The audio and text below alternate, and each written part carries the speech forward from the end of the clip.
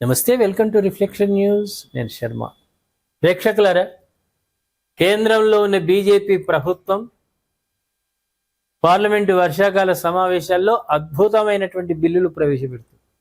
అద్భుతమిగా హిందూ దేశం అంటే ఏంది అని తెలవడానికి నిదర్శనమే ఈ బిల్లులు. జాతీయ గీతం జనగణ మంగళ, వందే మాతరం రెండు సమానమే.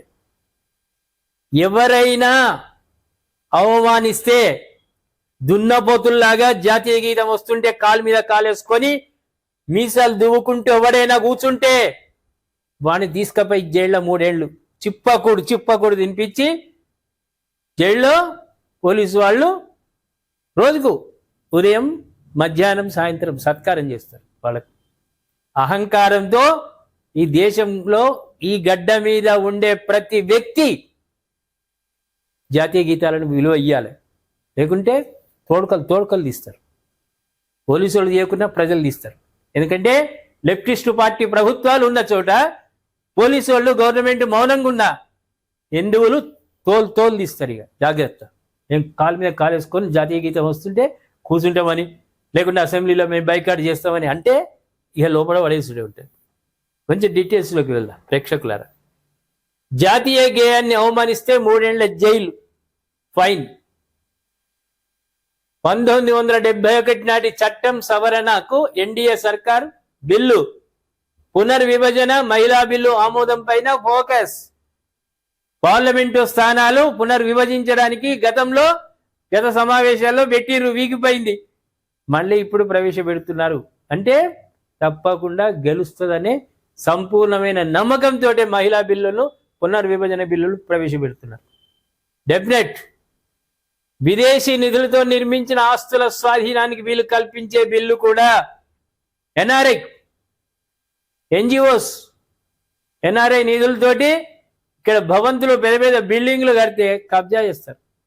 ఏదైనా ఫ్యాక్టరీ ఏదైనా పెట్టు, నలుగురికి ఉపయోగపడుతుంది. కానీ రాజభవనాలు కట్టి ఏమో చేస్తామంటే ప్రభుత్వం, కేంద్ర ప్రభుత్వం హ్యాండిల్ చేసుకుంటుంది. ఒకే సంస్థ ఆధీనంలోకి విద్యా నియంత్రణ సంస్థలు, దేశవ్యాప్తంగా విద్యా వ్యవస్థ అంతా ఒకటే గొడుగు కిందికి వస్తుంది. ఒకటే గొడుగు. ఒక కేంద్ర ప్రభుత్వం తీసుకునే నిర్ణయాన్ని అన్ని విద్యా సంస్థలు అమలు చేయాల్సిందే. అదేవిధంగా సుప్రీంకోర్టు న్యాయమూర్తుల సంఖ్య పెంపు 34 ఉన్నారు, 38కి పెంచితే తీర్పులు తొందరగా రావడానికి ఆస్కారం ఉంటుంది. కాబట్టి సంఖ్య పెంచుతున్నారు. నేడు ఎన్డీఏ సమావేశంలో వ్యూహ రచన చేసే అవకాశాలు ఉన్నాయి. ప్రేక్షకులారా, అద్భుతమైన సమావేశాలు ఇది. పార్లమెంటు వానాకాల సమావేశాల్లో పలు సంచలన బిల్లులను ప్రవేశపెట్టేందుకు ఎన్డీఏ ప్రభుత్వం సిద్ధమైంది. ముఖ్యంగా జాతీయ గీతం జనగణమనతో పాటు జాతీయ గేయం వందే మాతరం కూడా తప్పనిసరిగా పాడాలని నిబంధన తెస్తూ జాతీయ గౌరవానికి అవమానాన్ని నిరోధించే చట్టం, prevention of insults to national honour act 1971.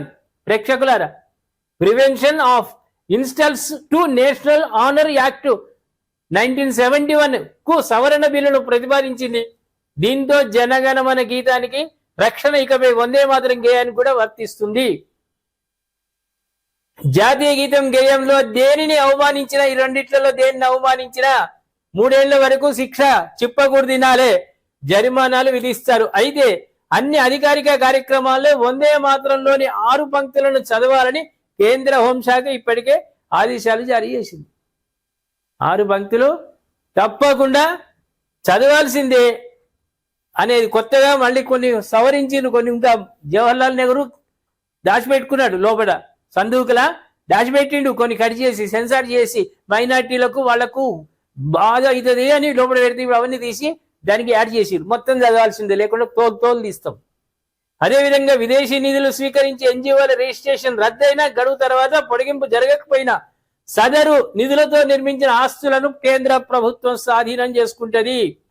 అదేవిధంగా యూజీసీ, ఏఐసిటిఐ, ఎన్సిటిఈ వంటి విద్యారంగ నియంత్రణ సంస్థలు వికసిత్ భారత్ శిక్ష అధిష్టాన్ పేరిట ఒకే గొడుగు కిందికి తీసుకురావడానికి ప్రవేశపెడుతున్నారు బిల్లు.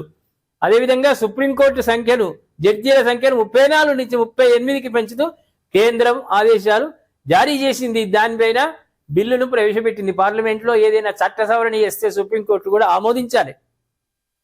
కాబట్టి ఇలాంటి గొప్పనైనటువంటి మార్పుకు హిందుత్వము హిందూ దేశం కావడానికి ప్రధాన బిల్లులు ప్రవేశపెడుతున్నారు.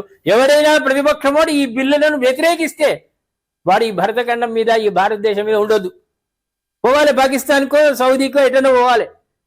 మద్దతు ఇచ్చే ఏ పార్టీ వాడైనా ఆహ్వానిస్తాం, వ్యతిరేకించేవాడు మా దేశంలో ఉండడానికి వీల్లేదు. ఏమంటారు ప్రేక్షకులారా? అంతే కదా. అద్భుతమైన బిల్లులు ఆమోదిస్తారా, ఆమోదించారా? ఈ బిల్లులు ఎట్లా ఉన్నాయి, స్వరూపం ఎట్లా ఉందో కామెంట్ రూపంలో తెలియజేయండి. దయచేసి సబ్స్క్రైబ్ చేసుకోండి, షేర్ చేయండి.